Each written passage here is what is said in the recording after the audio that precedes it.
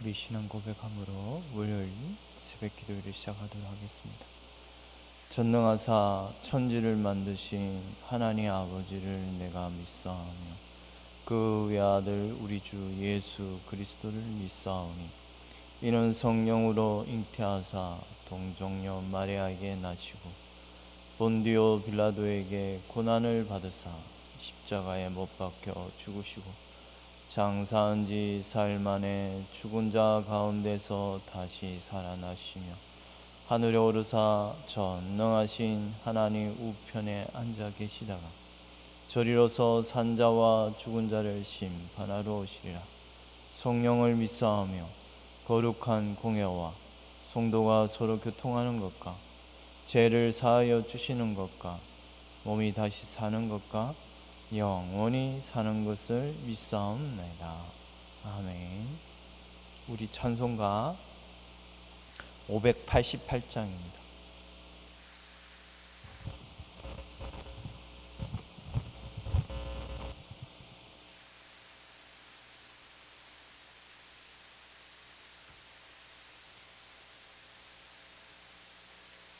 찬송가 588장 공중나는 새를 보라 함께 찬송하겠습니다.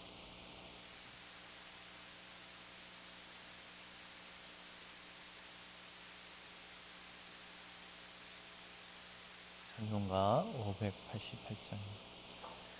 공중나는 새를 보라 농사하지 않으며 곡식 모아 곡한 안에 들인 것이 없어도 세상 주관하는 주니 새를 먹여주시니 너희 먹을 것을 위해 근심할 거 무엇냐. 들의 백합화를 보라 길쌈수고 안에도 솔로몬의 입은 옷도 입고만 못하였네. 아궁 속에 던질 풀도 깊이 식거든 사랑하는 자녀들을 입히시지 않으랴. 너희들은 세상에서 무엇 먹고 마시며 무슨 옷을 입고 살까 염려하지 말아라. 이는 이방 사람들이 강구하는 것이요 너희 하늘 아버지는 너희 쓸 것 아신다. 너는 먼저 주의 나라 그의 의를 구하면 하나님이 모든 것을 너희에게 주시리. 내일을 위하여서 아무 염려 말지니 내일 염려하지 말라.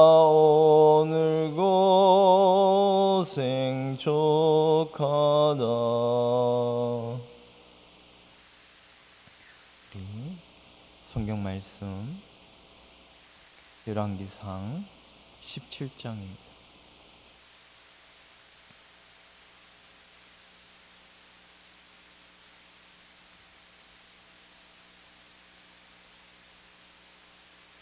열왕기상 17장 1절에서 7절 말씀입니다.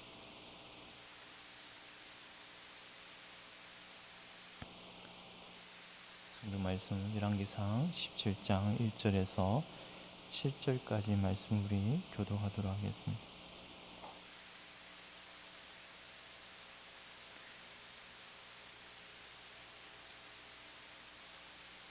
열왕기상 17장 1절에서 7절까지 한 절씩 교독하도록 하겠습니다. 길르앗에 우구하는 자 중에 디셉 사람 엘리야가 아합에게 말하되 내가 섬기는 이스라엘의 하나님 여호와께서 살아계심을 두고 맹세하노니 내 말이 없으면 수년 동안 비도 이슬도 있지 아니하리라 하니라.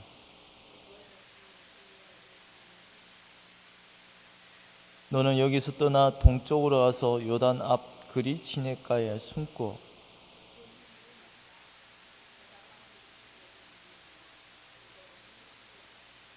그가 여호와의 말씀과 같이 하여 곧 가서 요단 앞 그릿 시냇가에 머물매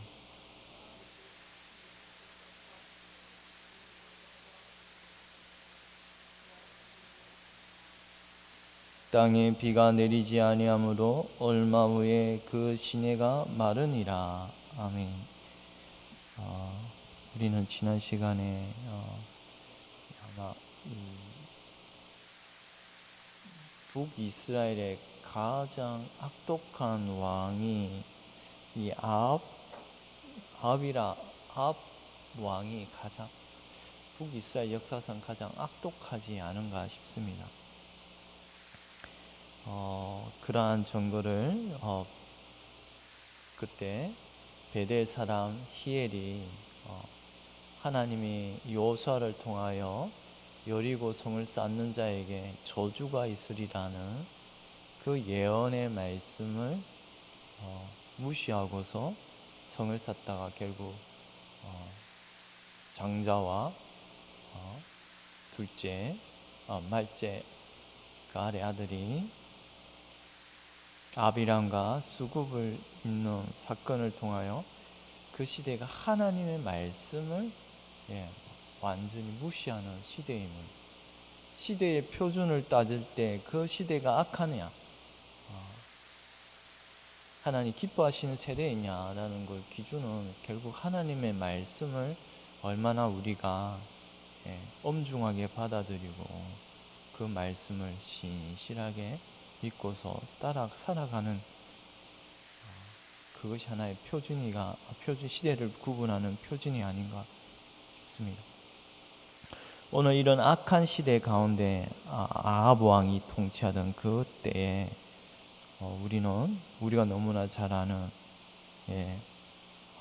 정말 선지자 엘리야면 선지자 중에 가장 위대한 선지자가 아닌가 싶습니다. 여러분은 선지자라면 누가 어떤 선지자를 정말 존중하고 존경하는지 잘 모르겠습니다. 나는 제가 보기에는 엘리야 선지자는 정말 가장 선지자 중에 위대한 선지자가 아닌가 싶습니다.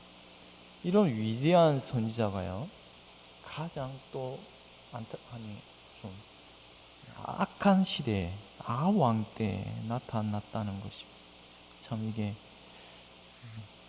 하나님의 어떤 뜻이 있는 것 같습니다. 이런 악한 시대에 하나님께서는 그 시대를 불쌍히 여기셔서 참으로 하나님의 선지자 엘리야를 보내주셨습니다.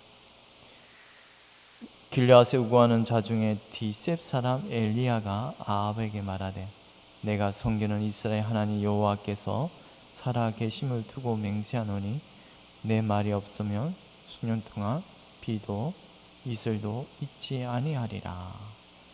내 말이 없으면 라고 말합니다.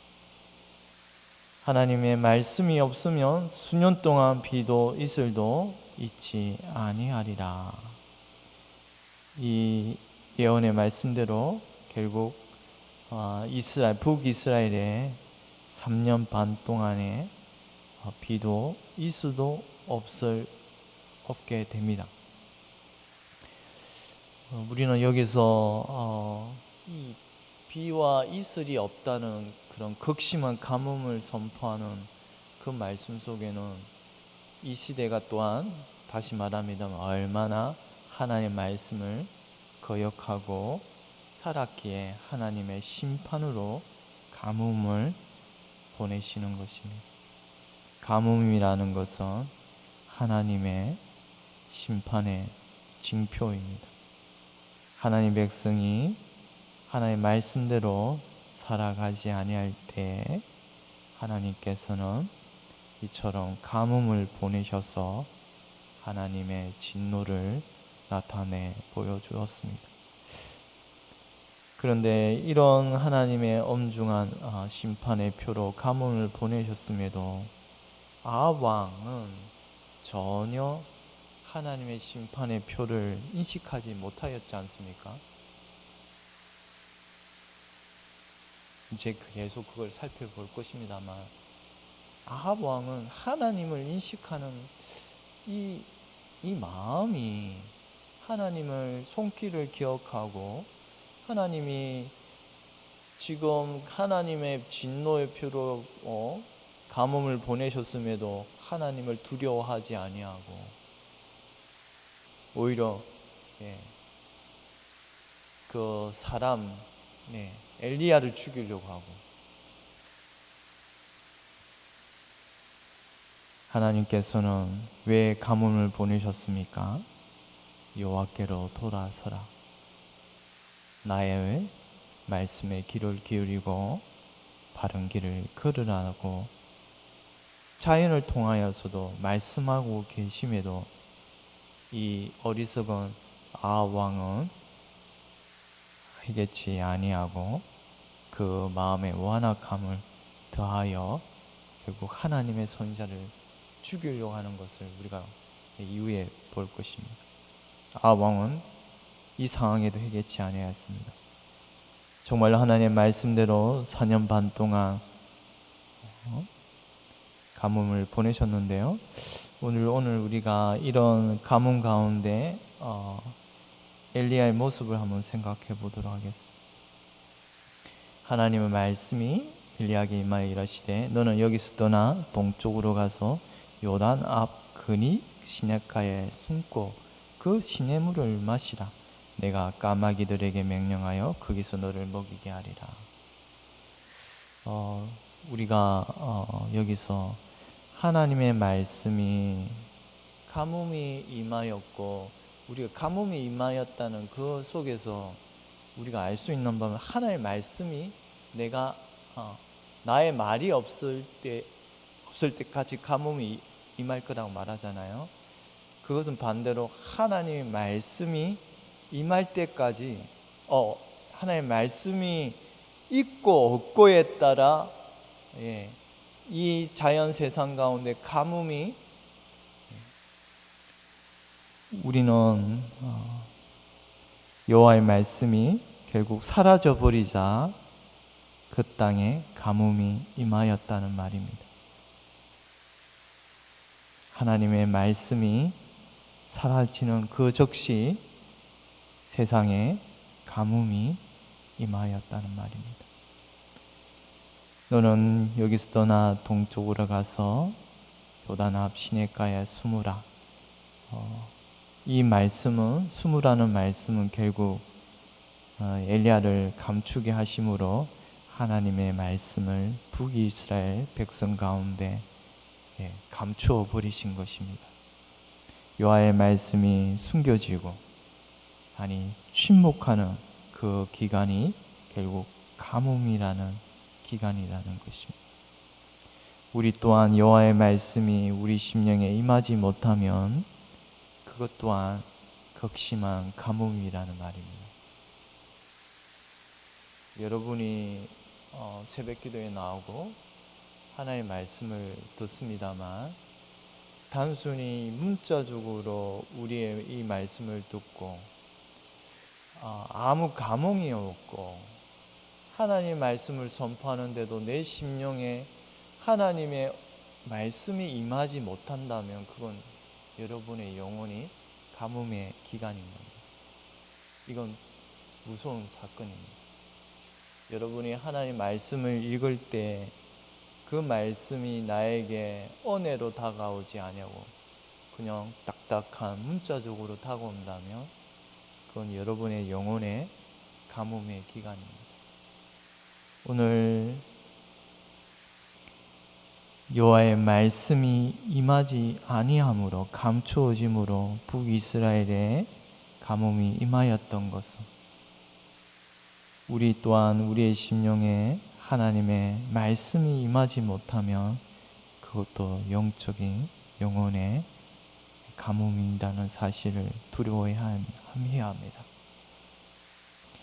이스라엘 백성의 심판의 표로 제약된 길로 걸어가는 그 이스라엘 백성에게 말씀이 사라지고 극심한 가뭄이 임하는, 우리는 이 사건에서 말씀이 임하고 결국 징조, 가뭄이 나타났다는 순서에서 우리는 명심해야 할 것은 하나님은 말씀대로 물질 세계를 다스리고 통치된다는 점에서 우리는 말씀이 가장 중요하다는 말입니다. 어떤 물질 세계가 중요한 것이 아니라 하나님의 말씀이 임함에 가뭄이 임하였던 것이, 그처럼 결국 말씀이 우리에게 가장 중요하다고, 아니 생명임을 기억해야 합니다. 물질을 붙잡는 것이 아니라 말씀을 붙잡아야 하고 그 말씀이 결국 우리에게 생명이 된다는 사실을 우리는 늘 이 순서를 기억해야 합니다. 다시 한번 우리 4절 한번 읽도록 하겠습니다. 그 시냇물을 마시라. 내가 까마귀들에게 명령하여 거기서 너를 먹이게 하리라. 그렛 시냇가로 피신하라고 하는데요, 이 엘리야가 그렛 시냇가의 물을 하나님께서는 마시라고 말합니다. 그렛이라는 단어가요,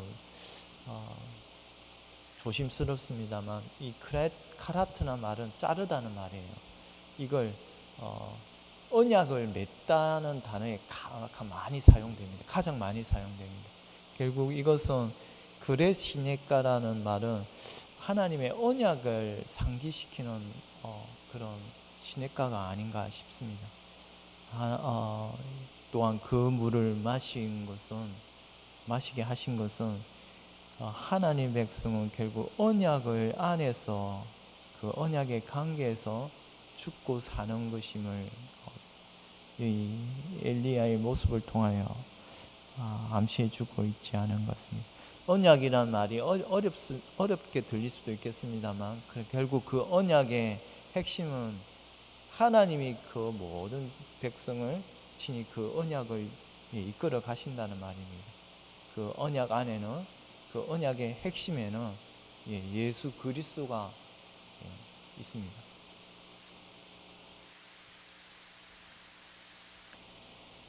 우리 오늘 이 가운데 또 기억해야 할 것은 까마귀들을 명령하여 너를 먹이게 하리라. 너를 모든 필요한 양식을 까마귀를 통하여, 우리가 잘 아는 이 사건을 우리는 오늘도 이 까마귀를 통하여 하나님께서는 엘리야를 먹이게 하신 하나님의 뜻을 한번 생각해 보도록 하겠습니다.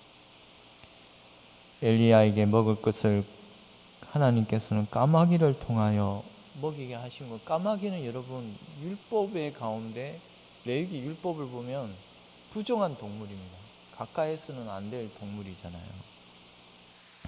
그런데 하나님께서는 비둘기면 좀 더 정결한 동물이고, 그런데 까마귀는 부정한 동물입니다. 그 부정한 동물을, 그리고 까마귀는, 이 매튜에님 목사님은 이 까마귀가 아주 탐욕이 많다고 하더라고요. 탐욕이 많고,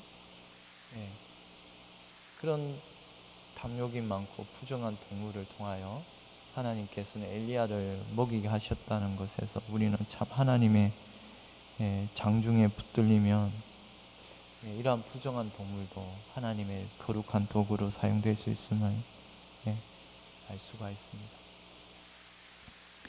하나님께서는 부정한 동물도 천한 것을 깨끗이 씻겨서 거룩하게 사용하시는 분이며, 하나님의 손에 붙들리면 그 아무리 천하고 더럽고 부정한 것이라도 깨끗하여지며 거룩하게 변화된다는 사실을 우리는 이 가운데서 까마귀를 하나님께서 사용하셔서 엘리야를 먹이게 하신 곳에서 깨달을 수 있습니다. 아무리 쓸모없는 것도 부정한 것도 하나님의 장중에 붙들리면 그것을 선하게 사용하시는 것입니다. 우리는 여기서 하나님은 모든 피조물에 대한 주권과 권세를 가지고 계시다는 사실을 기억해야 합니다. 모든 만물을 지으신 여호와 하나님, 그분은 지금도 지으시고 그냥 그 뜻대로 자연 만물을 기계처럼 사계절, 봄, 여름, 가을, 겨울 그냥 시간 순서대로 흘러가게끔 하시는 것이 아니라, 하나님께서는 지금도 그의 손의 장중에 그분의 뜻대로 하나님께서는 지금도 자연 만물을 사용하고 계시다는 사실을 기억해야 합니다. 우리는 오늘 이 극심한 가뭄 가운데서 엘리야 선지자를 까마귀를 통하여 먹이신 사건에서 하나님은 메마른 강야에서도 식탁을 베푸시는 분이시며, 또한 이런 참 욕심이 많고 탐욕이 많은 부정한 까마귀를 선지자 엘리야의 음식 배달부로 사용하시는, 종으로 사용하시는 것을 우리가 기억한다면, 우리가 이 땅에 살아갈 때 먹고 마시는 것에 있어서 왜 검심과 염려로 살아가는가에 대한 자신에 대하여 질문을 던져야 할 것 같습니다. 하나님 백성에게는 뭘 먹을까, 뭘 마실까 염려할 것이 없다는 말입니다. 하나님의 말씀이 나에게 없다는 것을 안타까워하고, 하나님의 말씀을 내가 따라가지 못하고 살아간다는 것에 대하여 더 통탄히 여기며, 하나님의 말씀이 내 가운데 죽고 사는 그것임을 늘, 오늘 말씀은 이 가뭄이라는 통하여 엘리야의 입에 말씀이 없음에 가뭄이 임하고, 엘리야의 말씀에 임함에 곧 하나님의 가뭄이 임할 것임을 오늘 사건은 잘 보여주고 있습니다. 우리는 결국 우리 예수 그리스도 안에서의 생명의 말씀을 늘 붙잡고 살아가야 합니다. 내가 주는 물을 먹는 자는 영원히 목마르지 아니하리니 나의 주는 물은 그 속에서 영생하도록 솟아나는 샘물이 되리라. 아멘. 기도드리겠습니다.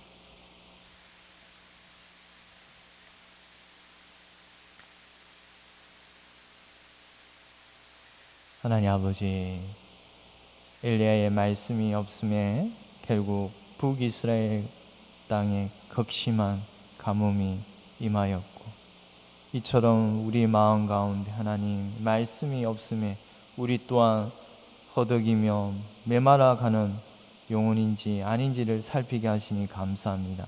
하나님의 말씀이 늘 우리 가운데 살아 역사하여 주셔서 우리의 영혼이 주를 따라 걸어가는 복된 인생이 될 수 있도록, 주님, 저희는 연약하고 부족하오니 하나님의 말씀을 저희들에게 풍성히 내려 주시옵소서.